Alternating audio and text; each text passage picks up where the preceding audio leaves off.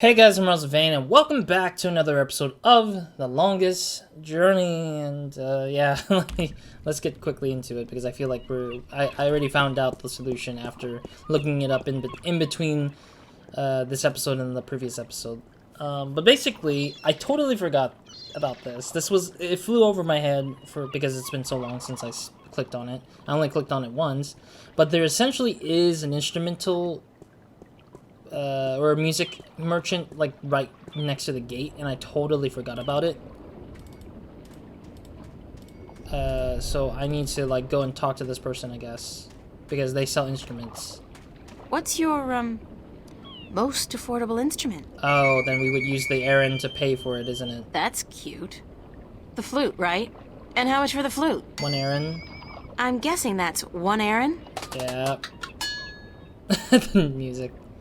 Alright, give me the crap. I hate it, but it's such a sad thing. I'll have the flute. That's one errand, isn't it?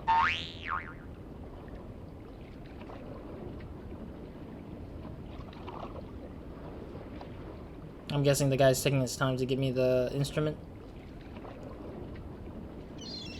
I can barely see. As luck would have it, I actually know how to play a flute.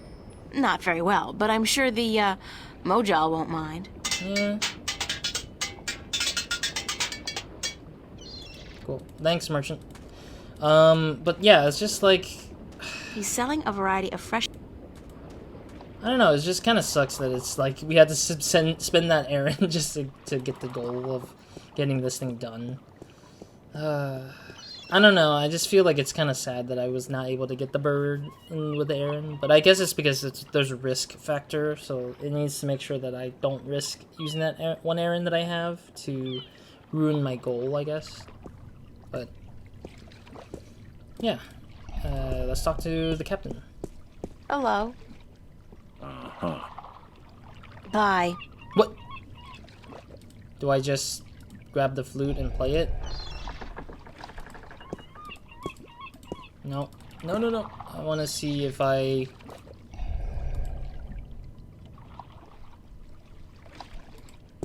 No, it doesn't seem like it wants me to do that. Okay,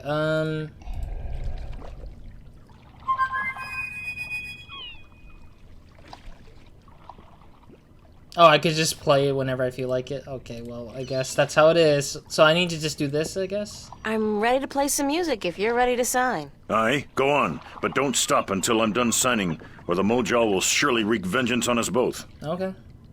Whatever it is. Oh, there we go. I was like thinking that we need extra steps.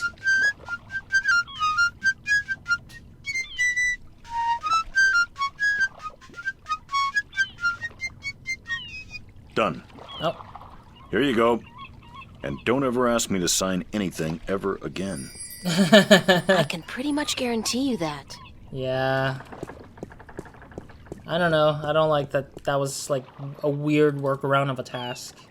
I mean, I question that kind of interactivity, I guess. Like as a game designer, video game developer, I think about like the interactivity of like what we're doing and how annoying or boring it could be. I think about it partly sometimes, and I feel like that was not interesting, yet it is kind of like something that, you know, is a habit of what point and clicks do, which is make the player explore and lead around. But then there's some games that are like, I don't know, Assassin's Creed Odyssey or Yakuza, or I'm trying to think of another open world game that has like spaces where you're forced to explore. Maybe Control, I guess. Like, there's so many games in open world settings where the main course of action forces the player to explore the place. But with the case that you've explored the place already, it's either you inherently know the thing already, and you kept intact those memory in your brain to revisit that whenever you're required to get something done, or you're just bound to explore that place and you kind of try to remember it. But in this case, this is a point and click, so there's not a lot of places for me to reinforce my memory of like certain places. Besides like a marketplace like this is very unique. The church is very quiet and very unique in itself. That's like... I'm ready for my next job, sir. Yeah. Anyways. Yes, good. Did you get the captain's signature? Indeed. Yes. Hand me the delivery list so that I can see for myself. Will she do it for me, or do I have to You really... know, you remind me of somebody I know. A real Scrooge. Oof. Good. What's a Scrooge? Maps, new revisions, lifesavers, maps. Why is she calling him a Scrooge? He's just wanting... He just wants his guarantees, you know? He wants to be guaranteed that he's got the job done from us. Right. Your next assignment is a map of Shangagriel to the Rolling Man. Hold on. Did you not ask me about him earlier today? Yeah... No, that wasn't me. That was somebody else. Oof. I could have sworn. Well, no matter. Do you know how to get to the Rolling Man's house? Hell no. I forget. Let me explain then. Now, pay attention because this is complicated. He has chosen to live in the most inaccessible place in the city, but I guess he has his reasons. First, you head west off the marketplace on Oak until you get to a tiny little apothecary, Mrs. Cassop's Herbs and Oils, where you turn north on South Street. Confusing that, for about 4 minutes of brisk walking. That's when you see a large grove of trees. It's a memorial to those who died in the last war with the tyrant back the balance knows when. Can't see why they choose to remind us of that, where you'll turn left. God damn it. That's west? No, left. That'll take you back south, but onto North Street instead. And that keeps you out of the Dalmari neighborhood. Down that way, nasty, nasty neighborhoods. Keep walking south for about, or was that north? Wait, north God on damn South you. Street, south on North Street, This or guy. the other way around. Anyway, find the Rose Bridge off Iread Avenue and cross it. There's a river? No, just a bridge. The river disappeared 500 years ago. No one knows what happened to it. After you've crossed the bridge, you'll be on the western slopes of Arcadia. And that's where Westhouse... I mean, the Rolling Man lives. No, far from it, but you need to pass through that part of Arcadia Oh, to come get to the Rolling on. Man. Keep south and watch out for the livestock. They're likely to attack in that part of town. Eventually you'll get to a large circular square. That's where they used to hold executions back when the city was civilized. Civilized? Excuse You call me? murder civilized? Yeah. Better than locking people up for years, as any level-headed person would tell you. Our freedom cannot be curtailed. Real men choose the honor of death to the shame of incarceration. Yeah, sure you do. Yeah. Circle around the square and head down Tandak for half a mile. Or should that be Parrot Lane? Am I supposed to do Parrot something Lane. during Head this? west on Parrot Lane for half a mile. Then turn right at the Maiden's Honor Tavern. North again? No, west. No, Parrot come on, Lane this has a guy. few twists and turns. Anyway, you should now be able to see the Ivory Tower. Is it a big tower? No, only about 5 feet tall, but it's ivory, straight from the coast of the Southlands, bravely cut from the drooling jaws of the gruesome Kandar. Big creature, 4 legs, large ears, long snout, sort of grayish in color? Yes, the horror of the Southlands. Many a brave hunter has fallen victim to its ravaging hunger. Good grief. Okay, then what? Pass by the tower to the edge of the cliff and look down. The Rolling Man has built his home on the cliffside. It's a wonder he's not been washed away by the storms. Maybe lucky. I hope I got all that. Basically, go west until I hit the edge, right? Yes, that would be correct. God damn it, this guy. He could have just... he didn't have to go through the whole way of... whatever. Okay, I guess. Let's get going. That was the most annoying, like, conversation to have about how to get to the location we need to get to. Even though it could have been... Even though it's going to eventually just become a blip on the map. A little button to click on the map. It didn't even make any sense for me to even care.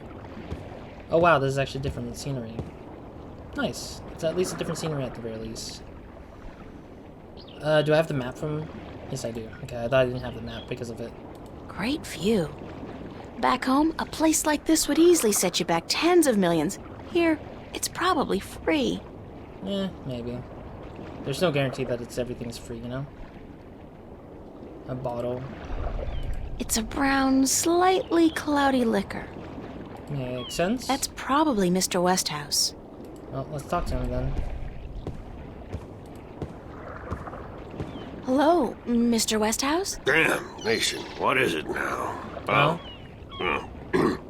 Guess you're not calling on behalf of that son of a bitch Sanya, are you? Sorry, I don't know who... No, that's very unlikely. From what I hear, he doesn't much enjoy the company of women. Wayman. Well, who in damnation are you? Wayman. April Ryan, sir. Ryan? Doesn't sound very Northlandian. Are you by any chance from the coast of... Yeah, hold on. Ryan? April Ryan? I'll be damned. You're from Stark. Yeah? Apparently. Until today, I thought I was just from Earth. I had no idea there were two of them. Yep. Takes you by surprise, doesn't it? Well, goddamn. Sit down, Miss Ryan. Let me get you a drink. I wonder how the map trader's gonna feel, since I'm gonna probably take a long time with this guy, honestly. He's just drinking his life away. The liquor over here stinks to high heaven. Magic pollutes the purity of the spirit, but I keep a bottle of Glenfiddich for special occasions. Thanks for the offer, sir, but I didn't come here to have a drink. Really? I see. This isn't a social call. Just yet. No, sorry. Oh, no matter. It's still a pleasant surprise to meet someone from home. Oh. Now, what may I do for you? Several things, I guess. Oh, he's still drinking. Okay. Yeah, Cortez told me to look you Cortez up. told me to look you up. He did he? I see. Who's Cortez? You don't know him? I think not. I'd certainly remember. Did you say Cortez? Oh, come on, this you guy... wouldn't be talking about old Manny Chavez, would you? I don't know him by real name. Well, he ought to be dead by now, but then, by all rights, so should I. Fair. I don't know his first name, but he calls himself Cortez.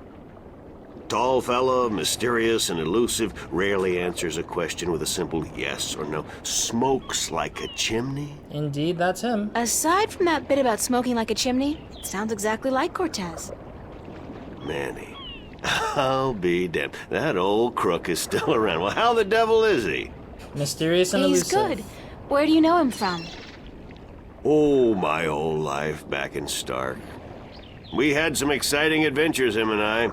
Actually, he's part of the reason I ended up here. I last saw him in the winter of 1934. Wow, that's long ago But already. that's almost 300 years ago. Oof.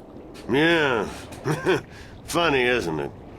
And I'm sure he doesn't look a day older than he did back then. The handsome devil. Well, if I'm going to accept magic in parallel worlds, I might as well accept people living 300 years. Yeah.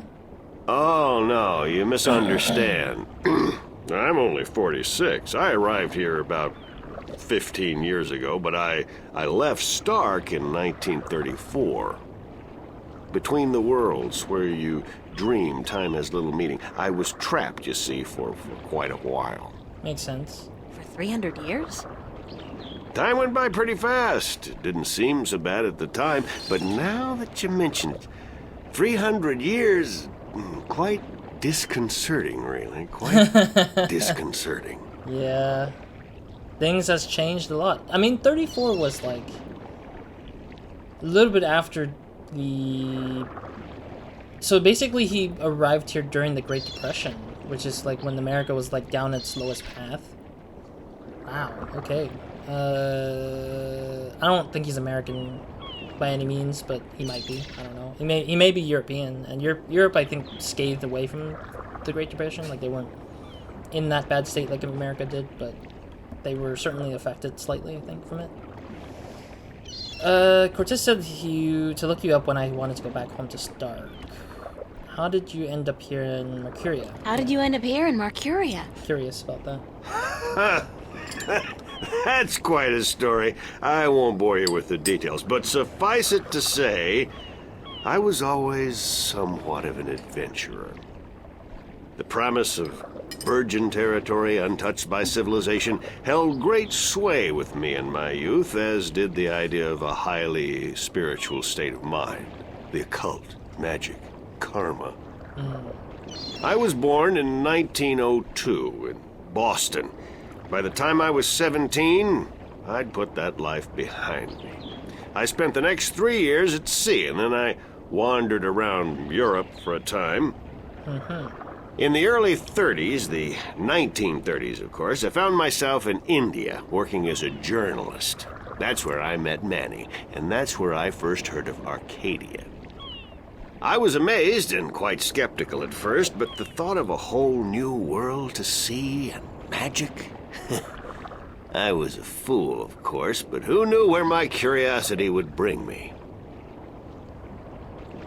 Alright. I want to, like, ask for the delivery. Should I do the delivery now so that I could just get this one out of the way for the delivery thing, I guess? Or should I just say, ask about how I would get back? I feel like he doesn't actually have a solution of getting back, but might give us a hint in how to head back to our world, I guess. I have a delivery for you. A delivery? When did the U.S. Postal Service start delivering mail to Arcadia? No. It's different. It's from the map merchant at the market. It's just a map. Oh, good. I've been waiting, Faye. Hold your horses. What are you doing working for the Guild? Are you planning on staying in Mercuria? No, but... I'd strongly advise against it, Miss Ryan. Arcadia may look like a pastoral fairy tale realm, but it's not. You bleed as easily here as you do in Stark, and magic can do more damage than a gun. I'm not planning on staying, but I had to find you. The map merchant was the only one who knew where you lived, and he wouldn't tell me. Yeah. So I got him to hire me, and you were the second delivery on my list. Fair enough. Gods. Carrick and his misguided loyalty. I'll have a word with the man. Thanks for the map, though. I collect them. There's not much else to do in this godforsaken city. Fair enough. But could he sign the thing at least? I need to probably get him to sign it, though. Eventually. Yeah, So what happened in India? Yeah. I've tried to forget about it, to be honest. If I could go back and convince myself not to... but I still wouldn't have listened, of course. The unknown attracts. Fair. I ended up in Tibet in the winter of '34, wading through snow up to my chest, thinking for sure that this was it, and I was going to die. Manny pulled me out of that one, thank God. I spent 3 months in a monastery before pushing on into the void. There's only one way for a non-shifter to pass through the divide, and it's not an easy road to take. Oh. Now, if you don't mind, I'd prefer not to talk about the past anymore. There's more than enough to worry about in the present. Fair enough. I mean, we just wanted to know how he ended up here, and I guess that kind of gave us a clue that he's a non-shifter. And he knows about the shifter thing. So he does kind of know about the shifting thing, but he doesn't fully understand it very well. But we'll see. Cortez said to look you up when I wanted to go back home, to Stark. Now, why would he say that? I'm not a shifter, and I don't know any magic. I'm sorry, Miss Ryan, but you'd be better off asking the Sentinel priests for assistance. Well, we asked them first, and they Already said they don't did. They said I was on my own, that they couldn't help me. know. Oof. Bloody typical. Those reactionary fools wouldn't extend a hand to help a drowning man if it violated the principles of their bloody balance. But I can't think why Manny would tell you to visit me in order to shift home. It just doesn't make sense. Maybe he understood it, but didn't I should know how get to do it. going. Very well. You're welcome back at any time, Miss Ryan. Anytime. Alright. Thank you, sir. I'll remember that. In the meantime, let's grab ourselves a signature from... Sign this, please. It's just to confirm that I made the delivery. Yeah. Certainly. Thanks, man. Thank you. Woo! We got the signature. Awesome. I wonder how the signatures look like, because I actually didn't get to see... Okay, so we got Westhouse and we got the X from the captain. Alright. Cool. Screen door. That'd be just rude. Oh. It's Brian Westhouse, expat and minor recluse. Minor Hello, recluse. Mr. Westhouse. Back again so soon, Miss Ryan? No, not really. Let him drink and then we'll continue the small conversation. I should get going. All right. Alright, we are kind of in the wheelhouse of the time. Hold on 1 second, Miss Ryan. I just remembered something. It's such a long time ago, I'd almost forgotten, but Manny did give me something that might be of interest. We should What just is run it? back. It's a pocket watch. Manny gave it to me the last time I saw him. I never quite understood why, but maybe you can tell me. Oh, isn't... Did he say anything about it? He said that when his heart started beating again, he would know. It would be like a message in Morse code, a beacon. Oh. Damn watch never worked, and the winding mechanism is broken, so it's probably not worth much. You're welcome to it if it's any help. Thanks. Yeah, oh, he is giving it to me. Okay. Yeah, that's probably our ticket way home, I think, the watch. Cortez said something about Mr. Westhouse being the key to shifting back. Maybe there's something magical about the watch he gave me. Sure, but I'm gonna probably head out. Cortez said something about Mr. No. Westhouse being the key to shifting back. Okay, in that case, then this is a good spot to end it for the episode today. Yeah, end of the episode. This is previous episodes at the end. Alright, cool. Yes. Alright, next episode, let's go ahead and check out this watch. I think we're forced to use the watch. We can't leave the little area here because apparently that's the point of the story, apparently. But whatever. Trying to think. Yeah, that should be it for now in this episode. Next episode, let's go ahead and see what happens to the watch once we use it. And then maybe it will take us back home to Stark and see how that turns everything out. Otherwise, that's it for this episode for The Longest Journey. And see you guys in the next one. Roz. Out.